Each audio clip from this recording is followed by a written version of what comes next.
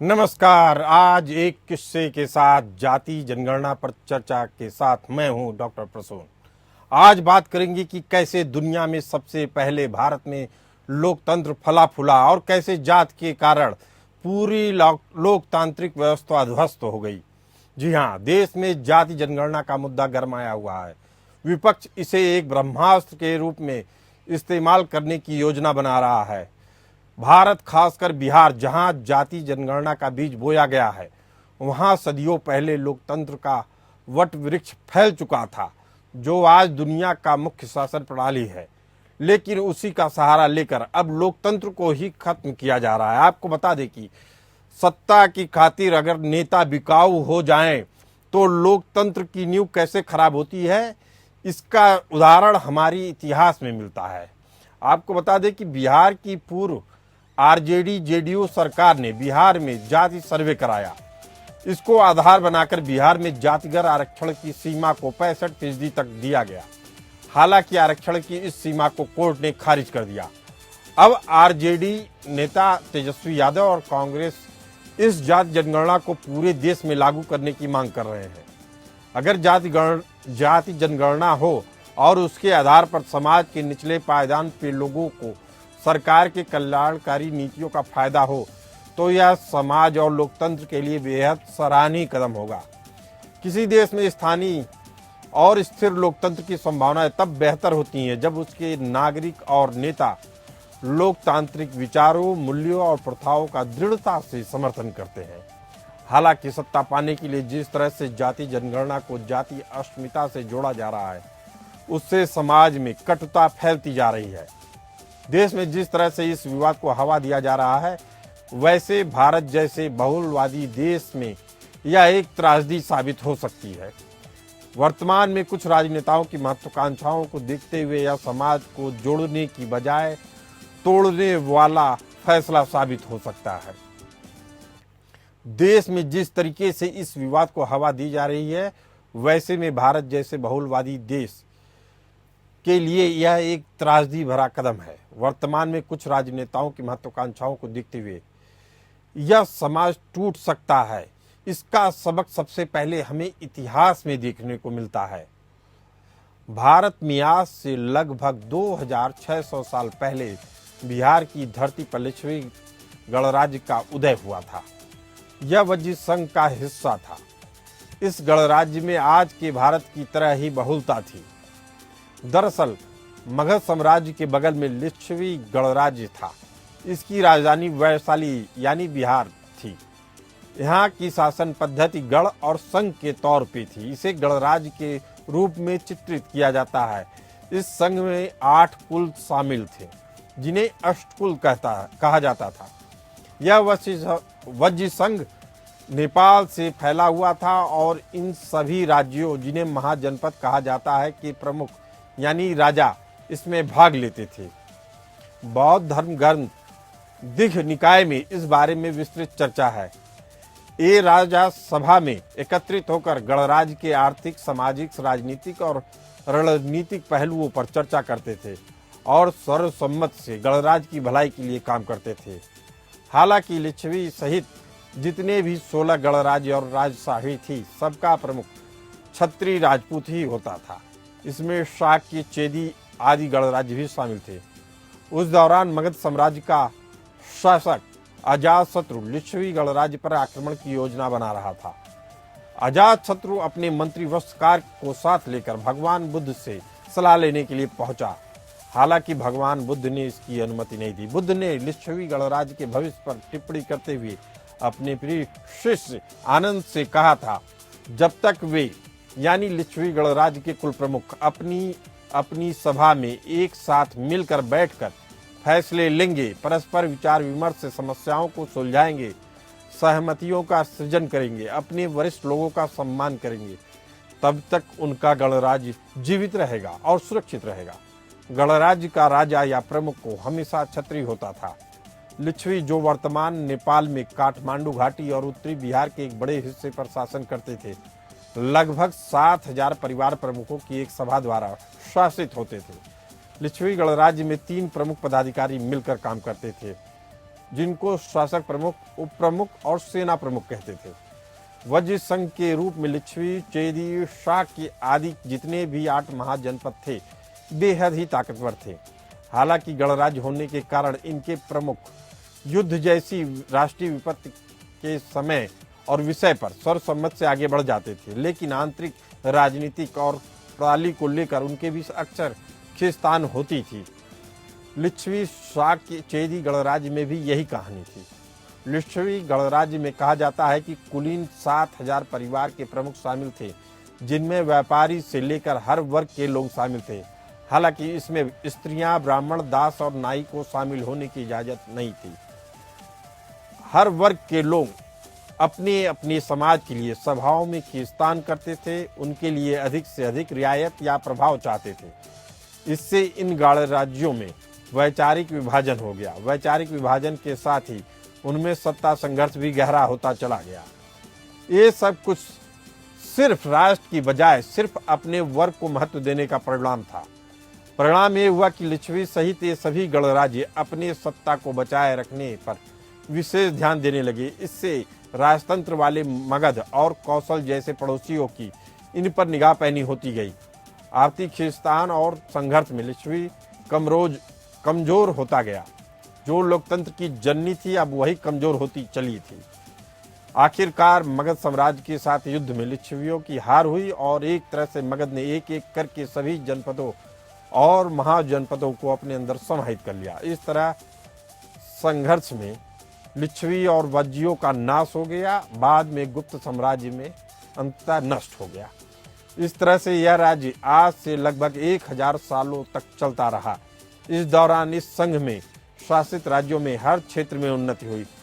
कला की बात करें, साहित्य की बात करें, ज्ञान विज्ञान की बात करें, आयुर्वेद की बात करें, चिकित्सा की बात करें, दर्शन की बात करें, गणित की बात करें, तो इनका खूब विकास हुआ। छोटे छोटे राज्यों की आपसी शक्ति ने लिच्छवी गणराज्य को अजेय बना दिया था।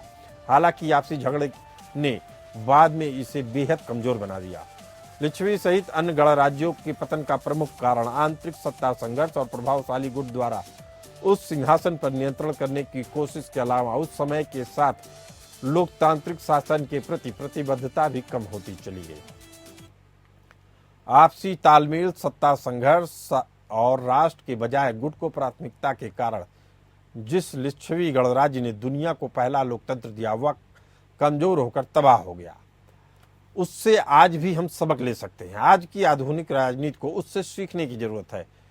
वर्तमान व्यवस्था को यह सीखने की जरूरत है कि सत्ता में किसी भी गुट का प्रभाव समाज को निरंकुश बना देता है। निरंकुश समाज में असंतोष उत्पन्न होता है और आखिरकार यह पतन का रास्ता सुनिश्चित करता है।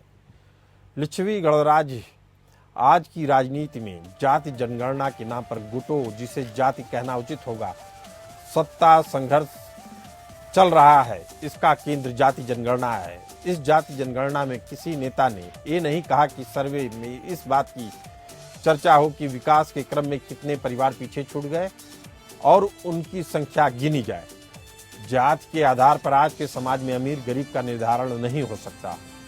किसी राजनेता ने नहीं कहा कि इस देश में कितने ऐसे परिवार हैं जिन्हें दोनों वक्त का भोजन नहीं मिल रहा, कितने ऐसे परिवार हैं जिन्हें स्वास्थ्य शिक्षा नहीं मिल रही। हर राजनीतिक दल ने सिर्फ यही बात कही है कि जाति जनगणना की जाए ताकि पता लगाया जा सके कि जातियों की जनसंख्या कितनी है, ताकि उसके अनुपात में आरक्षण व्यवस्था लागू की जा सके। यह मांग बेहद अव्यावहारिक और अखंडता के लिए खतरे वाला है। जैसा कि हमने देखा, लिच्छवी सहित अन्य गणराज्यों में किसी कुल यानी आज के संदर्भ में जाति का प्रभाव बढ़ा तो वह सत्ता पर अधिकार की बात सोचने लगता है और उसका केंद्रीकरण होता जाता है।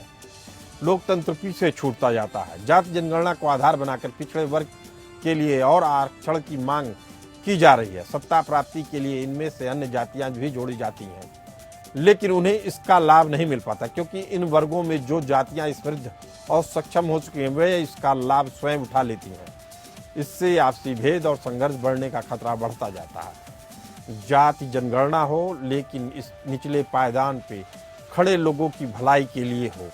यह पता लगाने के लिए इस देश में हर जाति की संख्या कितनी है और उसमें कितने फीसदी गरीब और असक्षम है, ताकि उस वर्ग का संपूर्ण लाभ उठा सकने वाले सक्षम और समृद्ध लोगों को बाहर निकाला जा सके। खुद को लोकतंत्र का रक्षक कहने वाले नेता इस प्रवृत्ति को कितनी गंभीरता से समझते हैं, इसी मुद्दे पर चर्चा करने के लिए हमारे साथ मौजूद हैं डॉक्टर अंकित अग्रवाल और अमनप्रीत कौर, राजनीतिक विश्लेषक। अमनप्रीत कौर जी, आपका स्वागत है। अंकित अग्रवाल जी, आपका बहुत बहुत स्वागत है।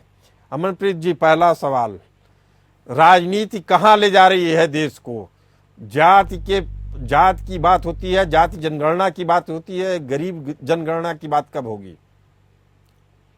देखिए, जातीय जनगणना की जब भी बात होती है तो हमेशा वोटों को मद्देनजर रखते इसके लिए वोट दिए जाते हैं या इसका विरोध किया जाता है। जैसे आपने ताजा तरीन जो मामला देखा है, वो आरएसएस का जो स्टेटमेंट आया है, उसके बारे में अगर हम बात करें तो उन्होंने भी यही कहा है कि अगर जातीय जनगणना होनी चाहिए तो उसका जो उसकी यूज है वो कल्याणकारी योजनाओं को मद्देनजर रख के करनी चाहिए, ना कि राजनीतिक तौर पे उसको यूज करा जाना चाहिए। आरएसएस ने एक बात और कही है अपने पलक्कड़ केरल में जो उनकी सभा हुई थी, उसमें उन्होंने एक मंथन में एक बात साफ कही है कि हम तो शुरू से जाति जनगणना की बात करते हैं और पूरे देश में जाति जनगणना हमेशा से होती आई है, बस उसके आंकड़े प्रशासन के पास होते हैं, जाहिर नहीं किया जाते आधिकारिक तौर पे, लेकिन जो सत्ता के खेल खेलते हैं उनको मालूम होता है कि किस जिले में, किस राज्य में, किस तहसील में, किस जात के कितने लोग हैं, उसी आधार पे योजनाएं भी बनाई जाती हैं। लेकिन दिक्कत यह है कि अब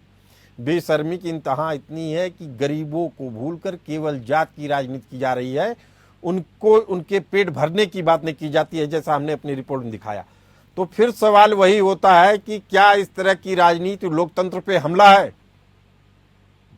जी बिल्कुल, अगर बात करी जाए कि राजनीति नहीं होती तो ऐसा होता नहीं है, क्योंकि जब भी जातीय जनगणना के लिए कल्याणकारी योजनाएं बनाई जाती हैं तो आपने भी देखा है कि अगर सेंट्रल सरकार वो योजना लेके आती है तो उन योजना के साथ प्रधानमंत्री का चेहरा जुड़ जाता है, उनका जो उनका फोटो है वो लगाया जाता है, या उनके नाम से जो कल्याणकारी योजनाएं हैं उनके नाम रखे जाते हैं। अगर वो स्टेट गवर्नमेंट करती है तो सीएम का चेहरा लगा दिया जाता है, जो सीएम की फोटो लगा दी जाती है, या फिर सीएम या पीएम ऐसा कभी नहीं बोलते कि ये कल्याणकारी योजना जो है हमारी सरकार की तरफ से, वो हमेशा अपना जो भी राजनीतिक दल को वो बिलोंग करते हैं उसी का नाम लेते हैं और हमेशा ऐसा कहते हैं कि ये हमारी तरफ से। और लोग भी लाभार्थी जो होते हैं, जो भी कल्याणकारी योजनाओं का फायदा उठाते हैं, आपने देखा है कि अगर वो उसके अंदर उस चीज का फायदा उठाते हैं तो निस्संदेह वो जो भी पार्टी, जो भी प्रधानमंत्री या जो भी सीएम लेके आया होता है योजना, उसी पार्टी को वो सपोर्ट करते हैं, उन्हीं को वो वोट देते हैं।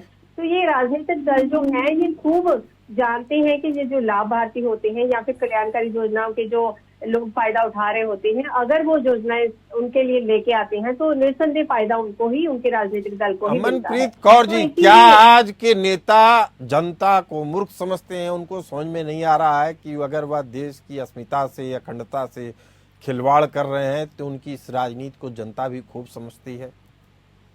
देखिए, जनता समझती तो है, जनता अवेयर भी है, पर ऐसा नहीं हम बोल सकते कि वो मूर्ख बनाते हैं और जनता बन जाती है, ये भी चीज नहीं। कुछ लोग बन भी जाते हैं, क्योंकि आपको भी पता है बहुत सारे जो रिमोट एरियाज हैं जहाँ पे लोग, उनके पास रिपोर्ट्स नहीं पहुंचती सरकार के कामों की, उनके पास मीडिया रिपोर्ट्स नहीं पहुंचती है, वो पता नहीं लगा पाते क्योंकि वो उनके पास जागरूकता नहीं है, वो इतने पढ़े लिखे नहीं होते, तो वो उन चीजों में इन्वॉल्व हो जाते हैं, वो उनका फायदा जो हमारे जो प्रतिनिधि होते हैं वो उठा पाते हैं। अदरवाइज आजकल की जो जनता है बहुत अवेयर है अपने हकों के लिए, अपने अधिकारों के लिए, और निस्संदेह वो सरकार की जो भी उथल पथल हो रही होती है उसके बारे में अपना जो ध्यान है वो बटा के रखते हैं कि क्या सरकार हमारे लिए अच्छा कर रही है, क्या सरकार हमारे लिए नहीं कर रही है।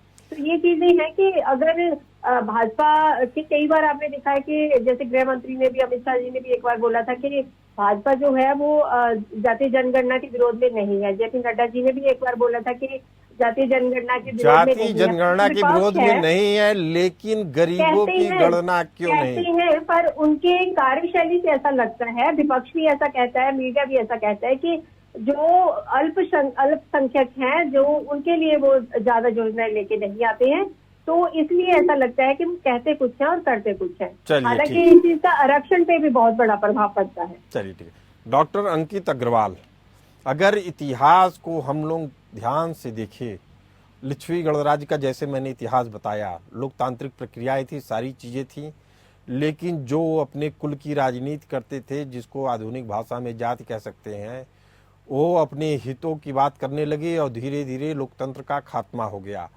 क्या भारत में भी वैसी ही परिस्थितियां बन रही हैं, डॉक्टर अंकित अग्रवाल? जी, मैं दो बातें इस पे स्पष्ट करना चाहता हूँ। पहली बात तो हम जातिगत जनगणना की जब बात करते हैं या किसी भी वर्ग की गणना की बात करते हैं तो ये एक विषय है, लेकिन उसका उद्देश्य निश्चित होना चाहिए। उसका उद्देश्य ये बताता है कि जिस उद्देश्य से वो की जा रही है कि वो योजना हमारे समाज को विभाजित करेगी, देश को विभाजित करेगी या उसे अखंड रखेगी, जोड़ेगी। इस समय जो राजनीतिक परिदृश्य में जिस तरह से जातिगत जनगणना की बात हो रही है, ये तो सब कह रहे हैं कि जातिगत जनगणना होनी चाहिए, कराओ कराओ, लेकिन मुझे एक बात ये किसी ने नहीं बताया कि इसका उद्देश्य क्या है। क्योंकि अगर आप आज भारत में देखते हैं तो जो आर्थिक विसंगतियां है वो आर्थिक आधार पे है। उच्च जाति के भी बहुत सारे ऐसे वर्ग हैं, जो बहुत सारे ऐसे लोग हैं जो आर्थिक रूप से कमजोर हैं। इसीलिए सरकार ने EWS के एक अलग व्यवस्था बनाई विभिन्न उसमें। अगर आप योजनाओं को देखें तो इसके उद्देश्य पर निर्भर करेगा। और अगर इतिहास की दृष्टि से आप देखते हैं तो भारत में बनने वाली जातियों के आधार एक नहीं रहे हैं। विभिन्न आधारों पे, क्षेत्रीय आधारों पे, भाषा के आधार पे बने। तिवारी तिवर क्षेत्र के रहने वाले लोगों को बोला गया आज हम पंजाबी कहते हैं, और पंजाब के रहने वाले लोगों को त्रिवेदी, उनके ज्ञान के आधार पे द्विवेदी, त्रिवेदी जैसी जाति आई। तो अलग अलग आधारों पे आई हैं। और आज समस्या यह है कि जाति के अंदर उपजाति और उपजाति के अंदर भी गोत्र जैसी व्यवस्थाएं समाज में प्रचलित हैं। अगर हम उनको विखंडित करेंगे तो समाज इतने टुकड़ों में विभक्त हो जाएगा कि बेहद अहम बात कह रहे हैं अंकित, कि अगर हम बांटने पे तुले तो पता नहीं कहां तक बंटवारा होगा।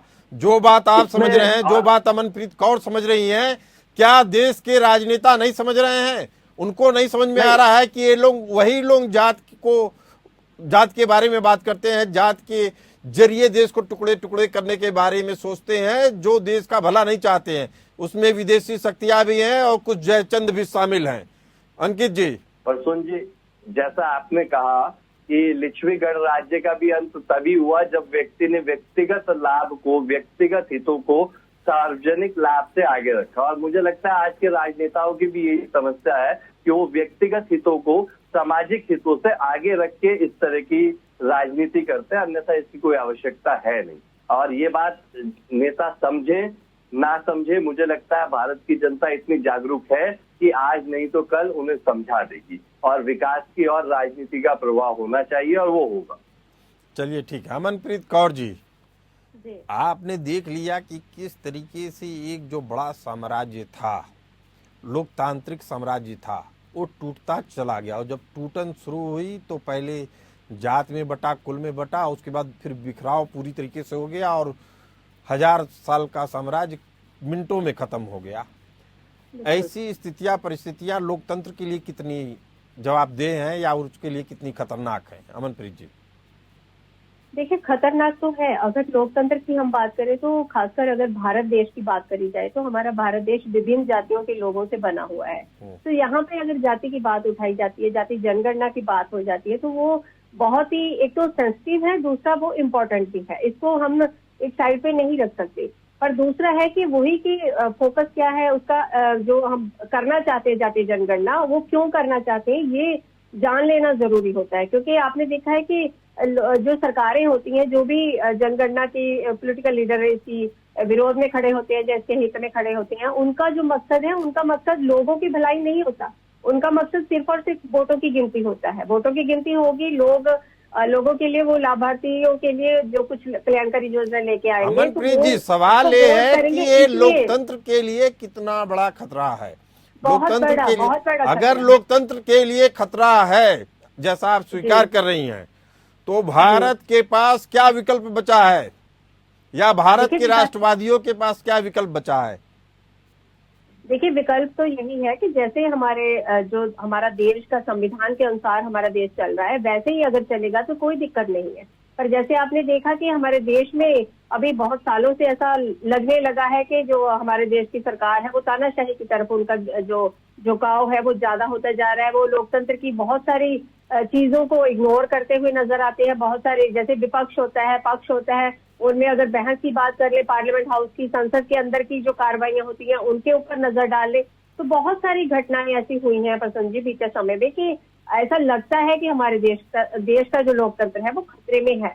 अगर जातीय कैसे जनगणना की खतरे बात- में है, जरा एक दो उदाहरण क्योंकि- देके समझाइए। हाँ। जी, क्योंकि संविधान जो है उसको एक साइड पे करने की बहुत बात करी जाती है, क्योंकि संसद में आप ये देख नहीं, लो कि कैसे ऐसा साइड में कहा की जाता जाती है है?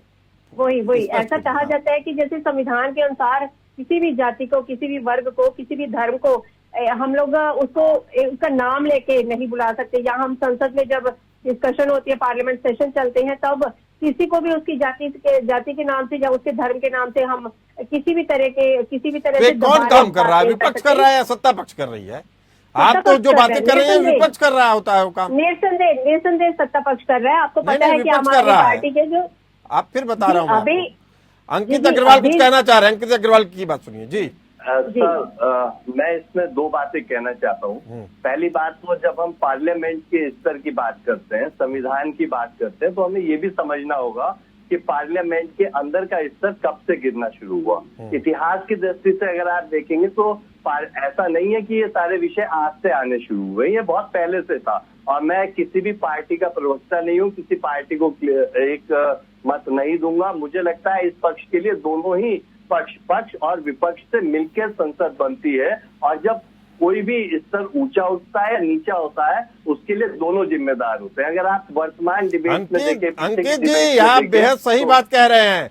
आप कह रहे हैं दोनों जिम्मेदार हैं, लेकिन सवाल यही है कि अगर इस तरह की गिरावट देखी जा रही है तो क्या लोकतंत्र की बुनियाद नहीं हिल रही है? अगर हिल रही है तो इसका विकल्प क्या है? जी, निश्चित रूप से देखिए, जब हम लोकतंत्र की बात करते हैं तो लोकतंत्र की सबसे बड़ी शक्ति जनता है, और जनता जब गिरावट होती है तो परिवर्तन आता है। जहां ये नोट किया जा रहा है कि संसद में व्यवहार किस तरह का हो रहा है, वहां आपको ये भी नोट करना होगा कि आज जब चुनाव आता है तो हर पार्टी, हर दल विकास की कम से कम बात करता है और कहता है कि हम ये करेंगे या ऐसा करेंगे, और अब तो कैसे करेंगे पे भी बात होने लगी है। सिर्फ जन जागरूकता से ही इसे रोका जाना संभव है।